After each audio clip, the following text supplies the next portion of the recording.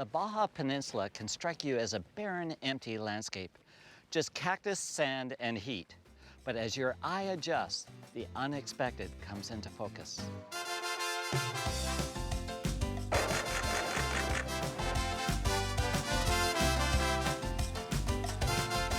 I'm Art Wolf. This is Travels to the Edge.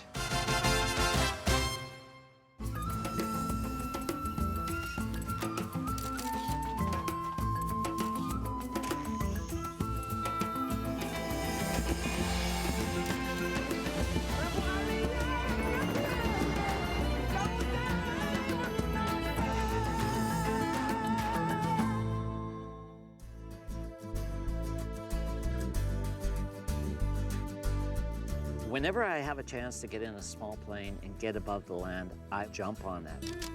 It's such a great way to get a sense of the land, and it is also a great way of photographing the land.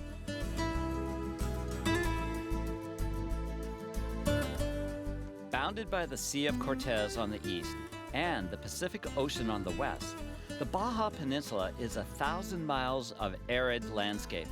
This is where the desert meets the sea. The waters of the sun-drenched Sea of Cortez, or Gulf of California, are a primary breeding and feeding habitat for many resident and migratory species. I'm exploring the region with my friend Patricio Robles Hill, one of Mexico's leading conservation photographers. We're starting our journey here on Santa Catalina Island. Patricio, this is beautiful. But what makes this place so unique? Just look at it. This is, for me, it's the ocean, and here, the Sonora Desert. Is the combination of the two is what makes this environment, the Gulf of California, so special. Everybody hears about deserts and they think that it's only sand. This is really a very diverse environment. You see life everywhere.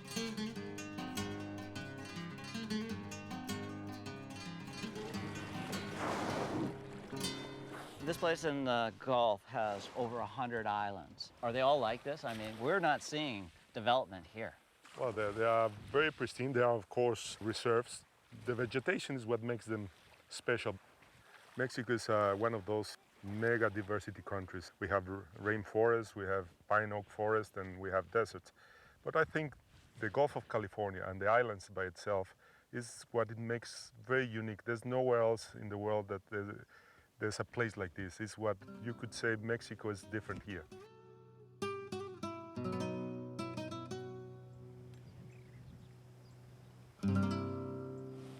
The most famous cactus on this island is the barrel cactus. It grows larger here than anywhere else in Mexico. What I'm doing with this is shooting with a wide angle, which allows me to incorporate the mountains in the distance and the beautiful waters beyond.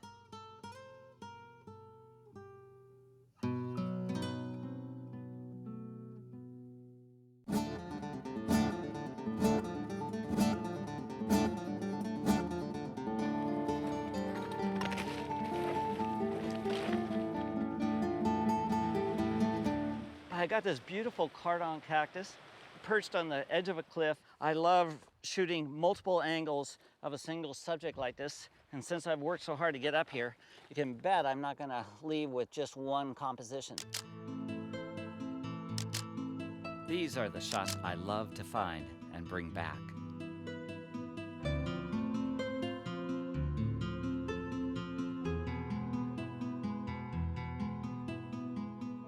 The sun is almost setting beyond the distant mountains on the Baja Peninsula, and all these cactuses are really picking up that oblique angle of the sun, and they're so textured that they become three-dimensional. This is the magic hour. Just a little bit of the sun will eliminate the lens flare and allow me to get a good shot. Last seconds of the light, it really changes fast when the sun is on the margin, and this is beautiful.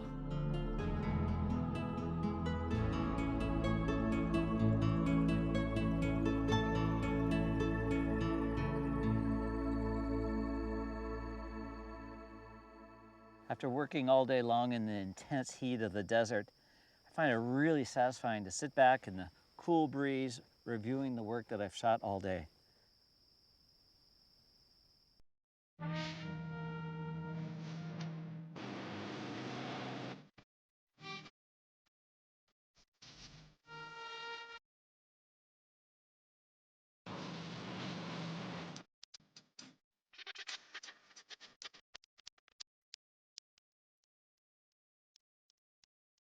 Look at this. Hundreds of dolphins are racing towards our boat. They're coming literally to meet the boat. Oh, I'm so excited. This is what it's all about. Come on, guys. Come and get your photos.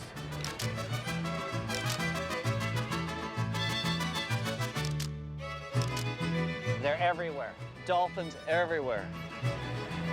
I love this. This is exciting. They understand there's a TV show being done, and they just obviously want to be stars of the show. Occasionally one will just completely jump out of the water. Right when they come out of the water, you can see their eyes, their head. It's almost like it's all choreographed. It's like a water ballet right now. I could do this literally all day long.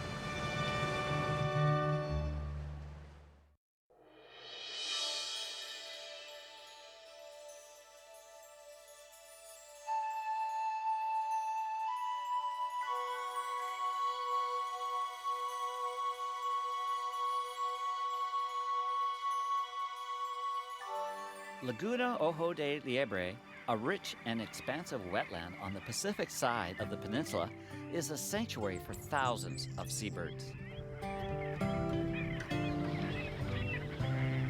This is beautiful. There's several thousand sandpipers just flying in unison.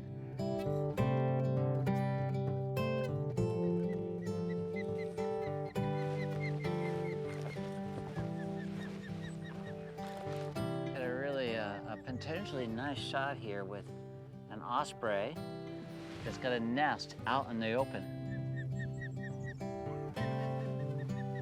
As this adult is flying around, I'm just waiting for that one moment, like now.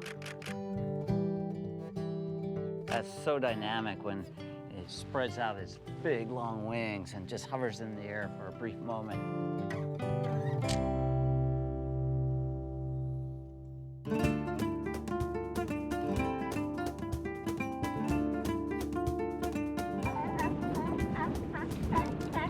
These are California sea lions, and they're saying art, art, art, art.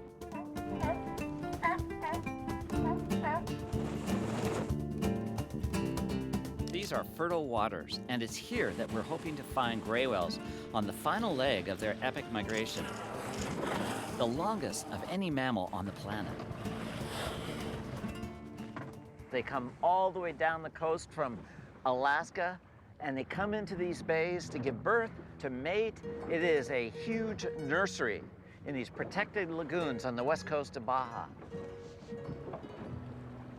When gray whales are born, they're 15 feet long. They weigh up to 1,500 pounds, and they can swim virtually at birth.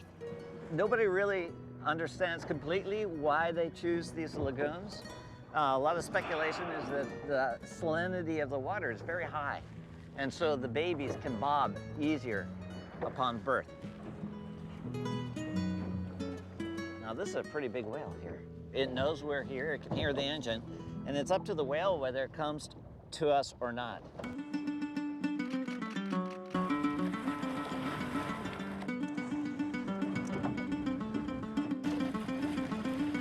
There's one coming right under our boat.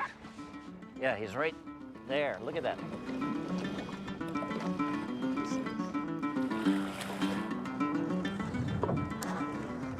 Come up and look at us. And he did. Oh, this one's coming our way. That's a good sign. He's come straight at us. There is a 30-ton animal heading our way. He's coming up. Oh, he's a baby. Oh. Hey, this is a whale.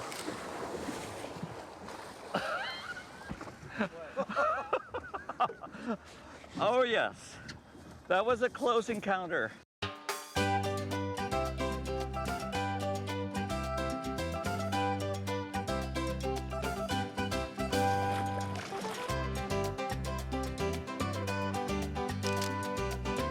There's a lot of whales right here.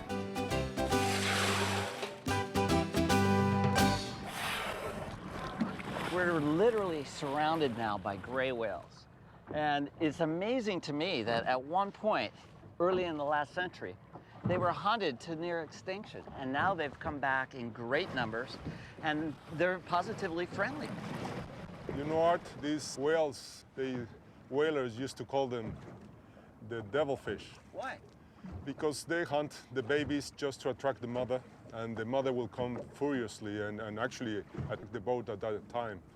And now I think it's very nice how, with so many years of conservation and protection, now they are really, really friendly, and they come and get so close they want to be touched. The only thing you cannot touch is the eye and the blowhole. Otherwise, our germs could infect it. Yeah. Here. Oh, look at this one. There's a baby, it's right below us. Okay, this is cool. I like this. Oh, coming to the surface. Oh, I'm in the wrong place. Here. Oh. Hey, oh, it's right there. He's rubbing. Look at that. I touched the whale. I touched the whale.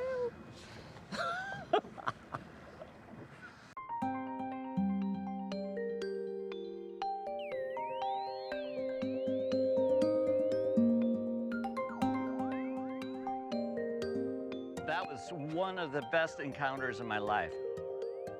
Woo! Yeah!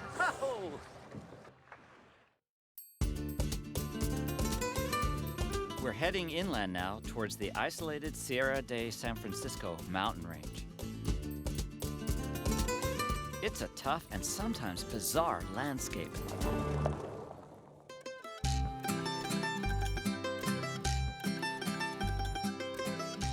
As I'm traveling through these really remote San Francisco mountains, these really interesting trees caught my eye.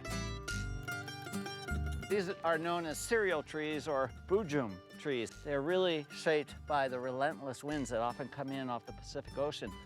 As a result, they almost look like they were designed by Dr. Seuss. These shots are really trying to convey a sense of this place, this really rugged, wild mountain range here in the Baja, but in a fun way.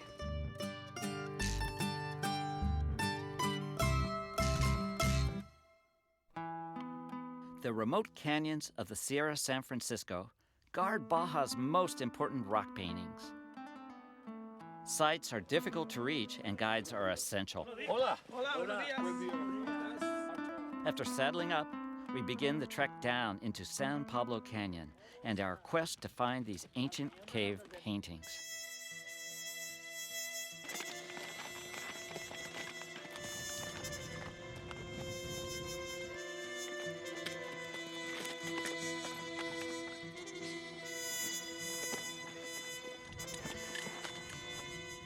It's amazing how sure-footed these mules are on this really steep, rocky terrain.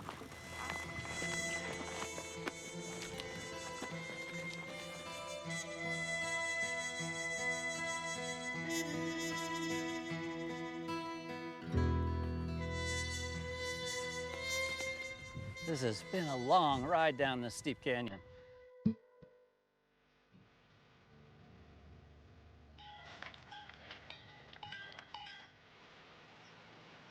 I'm one tired cowboy. I've spent most of the day on a mule. What I'm trying to do now is just take some wide angles to really convey a very different sense of place. As I walk along the creek in the bottom of this canyon, I'm just looking for a couple last-minute shots. Maybe it's a reflection of the wall in the stream. It could be just details in this creek. I'm just on a mission, looking for that last great shot.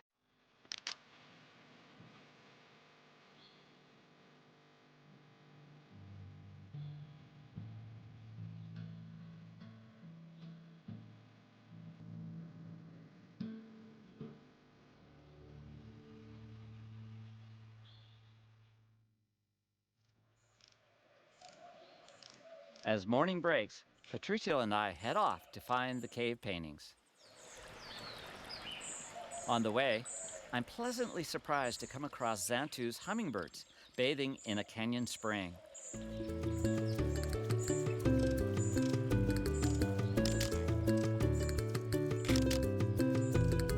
I'm getting shots of the hovering xanthus, but there's also another hummingbird, which I'm not really sure. Could be a lucifer. And it's just coming in right now.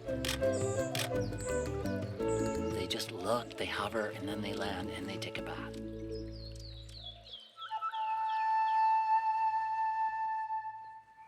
A little bit more in front of us are the cave paintings. On the walls ahead? Yes, yes. That is beautiful. This is one of the most impressive panels I've ever seen. The sheer size of this, the vibrance of the color, and the number of human figures, and they all kind of overlap. It's very exquisite. Let's go up and look closer.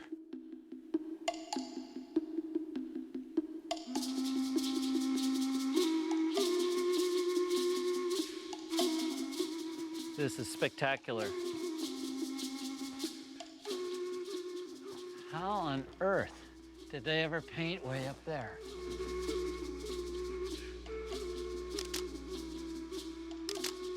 This is like traveling back in time to ancient America.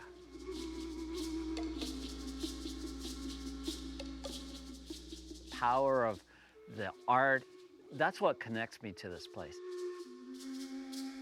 And knowing that a human, and we don't even know when, that human painted that red line or that foot or that animal, it instantly connects you to this place.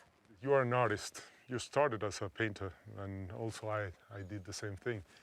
The guys who painted it were artists, and they were the shamans, they were the druids in their times. In some way, Art, you and I, as conservation photographers, I think we are the new shamans, because we photograph what is at risk, all the wildlife, the animals, the places that are really threatened, and we show to society this is what needs to be taken care of for our own survival.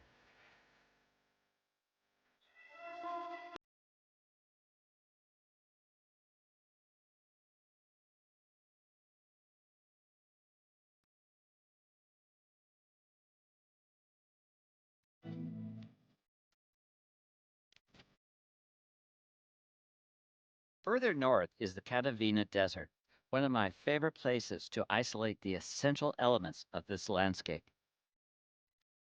I'm getting a really subtle image of the desert right now. A very, very quiet and yet emblematic shot of the desert right before dawn. And now I'm off and running, and I'm just trying to get a series of shots before the light actually hits. The sun will be here within a minute. Now I'm looking for a subject for that.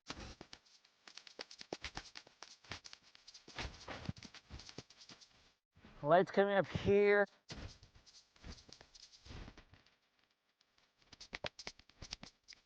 Not it.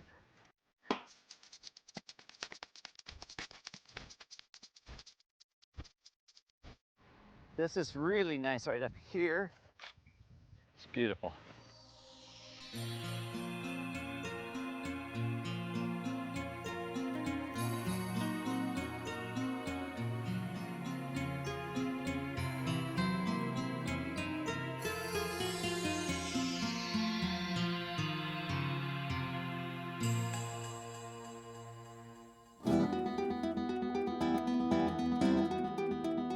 So now I'm going to walk around this rock and try to play with the different angles and see how many abstract compositions I can get out of a single rock.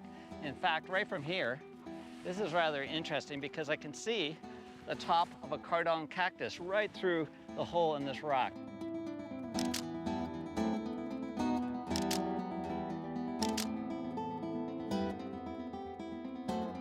The Catavina is a great place to photograph, but rarely do I walk through an environment and immediately find an interesting shot. Often, I'm really scouting locations that I will later return to and frame when the light gets great. Anybody that knows me as a photographer really understands that I love to work with the elements of design. And in this simple shot, I've got patterns, line, and texture. Beautiful light, great depth, simple shot.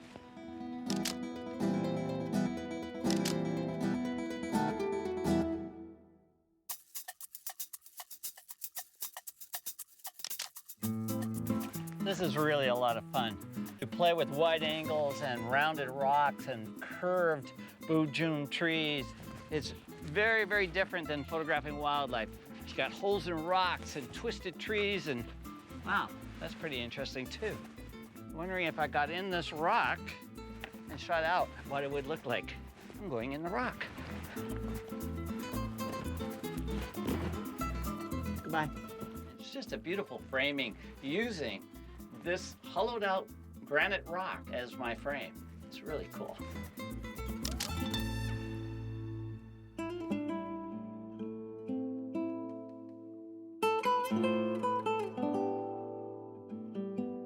I like nothing more than putting my mind in a relaxed state and just simply responding to the textures and the changing light. As the sun is moving across the sky, suddenly a simple rock becomes a sculptured element.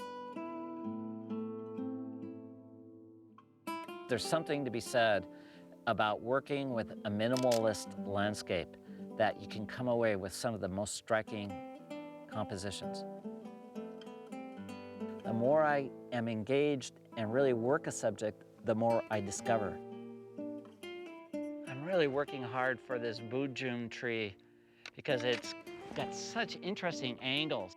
It's like a ballet dancer with these graceful twists and curves. And the more I walk around it, the more it reveals itself. And as the light drops, everything becomes magical. In this spare environment, beauty reveals itself with each passing moment. And the more you look, the more you see. I'm Art Wolfe. Join me next time on Travels to the Edge. This program and other episodes from this season are available on 3-episode discs for $17.95 each, plus shipping and handling. An award-winning book of Art Wolfe's landscapes featured in this series and beyond, Edge of the Earth, Corner of the Sky, is available for $49.95 plus shipping and handling. To order the book or DVDs, please call 1-800-440-2651. Here are 3 of my favorite images from this episode. To learn more about this episode and how these images were produced, please visit artwolf.com.